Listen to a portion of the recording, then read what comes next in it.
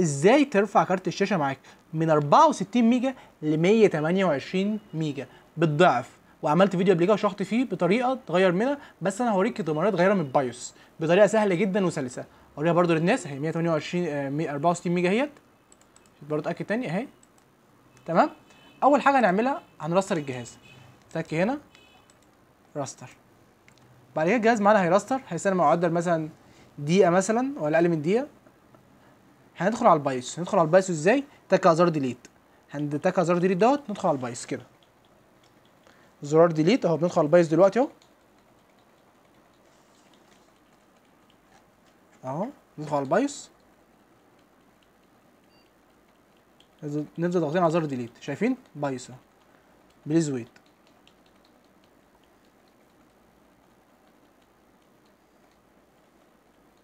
دلوقتي دخلنا على البايوس.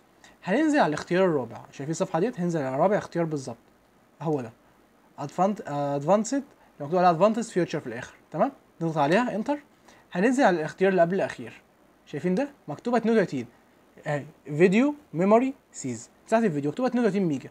هتك انتر نغيرها نخليها 64 ميجا وتك كده انتر. تمام. بعد كده بعد ما غيرناها بيقول لك لو انت تحت، لو انت عايز تسيف الكلام دوت او تطلع تك على اف 10. اف 10 اهو.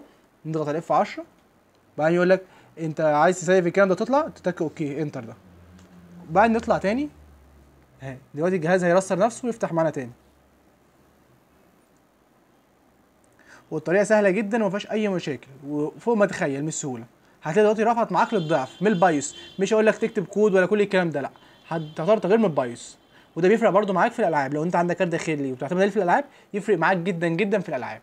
هيفتح معانا الجهاز وهنشوف اتغير ل 128 ولا فضل 64 زي ما هو. نستنى بس كده معدل 10 ثواني بس. هيفتح معانا اهو. بسم الله. مش كده بس شغال على هارد عادي مش هارد اس اس دي. فهيفتح معانا اهو. اهو الجهاز فتح معانا. نضغط بقى على شوف كارت الشاشه اهو. انا مرضتش اوقف الفيديو ولا اعمل اي حاجه. بص كده نبص على كارت الشاشه عامل ازاي. رفع معانا الايه للضعف من 108 من 64 ل 128 ميجا. ده اداء كارت الشاشه. شوف رفع مع الضعف برده. مساحه الجرافيك ميموري فوق رفعت برده معانا بدل 1600 وشويه بقت 1755. برده الكلام ده كله بيفرق معاك في اداء كارت الشاشه في الالعاب، خاصه لو انت بتعتمد على الكارت الداخلي مش كارت خارجي. واللي عنده اي مشكله في الكمبيوتر اكتب لي في الكومنتات وانا تحت امركم في اي وقت. السلام عليكم.